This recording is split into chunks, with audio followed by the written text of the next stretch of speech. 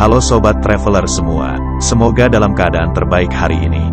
Melanjuti pembahasan tentang karoseri, kali ini kita akan pergi ke Jawa Barat, lebih tepatnya ke daerah Cibinong, untuk mengenal karoseri Rahayu Sentosa yang merupakan salah satu karoseri tertua di Indonesia.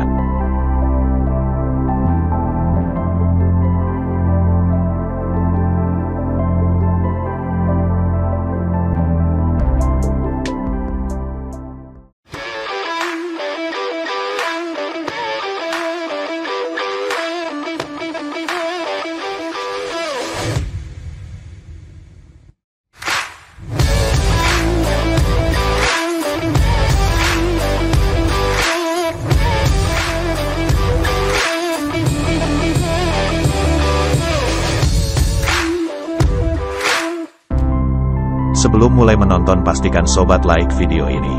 Lalu klik tombol subscribe dan nyalakan lonceng notifikasi.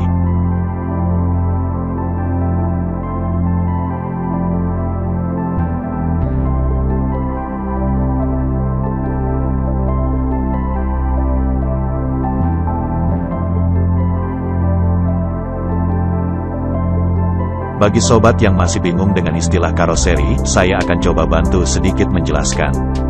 Karoseri adalah tempat bodi bis dibuat. Karoseri merakit bodi bis sesuai dengan spesifikasi yang diminta oleh perusahaan otobis. Biasanya karoseri sudah mempunyai beberapa pilihan desain bodi yang dapat dipilih oleh perusahaan otobis.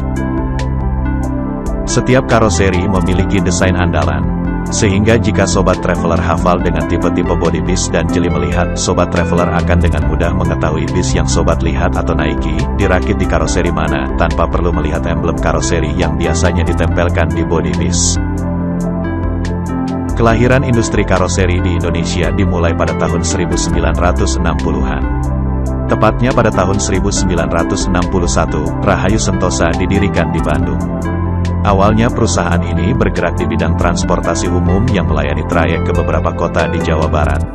Barulah pada tahun 1972, Rahayu Sentosa memfokuskan bisnisnya di bidang karoseri yang langsung berkembang pesat.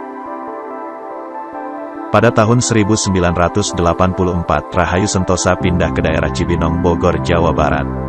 Di sini Rahayu Sentosa mengembangkan produknya dan membuka beberapa anak perusahaan yang bergerak di bidang yang dapat mendukung kelangsungan proses produksi Rahayu Sentosa, seperti bangku bis, fiberglass, dan body repair. Dalam perjalanan bisnisnya, Rahayu Sentosa banyak mengeluarkan model-model bodi yang menjadi favorit perusahaan otobis. Pada tahun 80-an, Rahayu Sentosa terkenal dengan model bis dengan kaca samping yang lebar dan melengkung. Lalu pada tahun 90-an, Rahayu Sentosa juga menelurkan model-model bodi bis seperti Banteng, Kapsul, Aero Queen, All Jetliner, Euroliner, dan beberapa model lain yang sempat jadi hits pada masanya. Lalu pada tahun 2000-an, Rahayu Sentosa semakin mantap bercokol di papan atas industri karoseri Indonesia dengan hadirnya model seri Evolution, yaitu Evo G, Evo C, dan Evo X. Menurut saya, seri Evolution ini lebih tepat jika disebut sebagai sebuah revolusi desain bodi bis. Rahayu Sentosa memberikan penyegaran dengan membuat desain bodi bis yang lebih berlekuk dan berkesan futuristik. Meninggalkan desain tahun 90-an yang terkesan kaku, relatif berbentuk kotak, dan kurang menarik.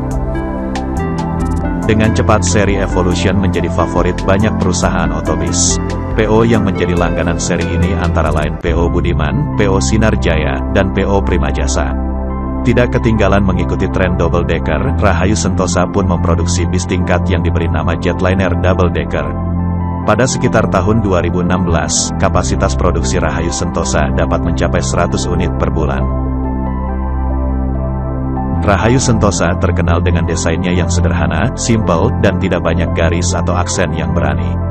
Namun justru karena kesederhanaannya itulah, desain Rahayu Sentosa bertahan cukup lama dan tidak mudah lekang dimakan tren desain terbaru. Keunggulan lain dari bodi hasil rakitan Rahayu Sentosa adalah kemudahan dalam perawatannya dan kekuatan konstruksi rangkanya. Sayangnya pada akhir tahun 2018 ada kabar yang menyebutkan Rahayu Sentosa berhenti beroperasi. Tidak ada berita yang jelas tentang alasannya. Namun salah satu isu yang beredar menyebutkan tutupnya karoseri ini disebabkan masalah internal dari para petinggi perusahaan. Hal ini sungguh disayangkan mengingat Rahayu Sentosa merupakan salah satu pemain besar di industri karoseri dan telah turut mewarnai sejarah dunia angkutan penumpang di Indonesia. Sobat Traveler, itulah sekelumit cerita tentang karoseri Rahayu Sentosa yang merupakan karoseri tertua di Indonesia. Sungguh sangat disayangkan bahwa Rahayu Sentosa akhirnya harus tumbang 1,5 tahun yang lalu. Baiklah sobat, dengan begitu kita sudah sampai di akhir video ini. Terima kasih sudah mendukung, dan terus setia di channel ini. Jangan lupa untuk klik tombol like dan berikan komentar atau pertanyaan Sobat Traveler di kolom komentar di bawah ini. Sekali lagi terima kasih telah menyaksikan. Sampai bertemu di video berikutnya. Tetap semangat dan selalu jaga kesehatan. Sampai jumpa dan salam pengelana.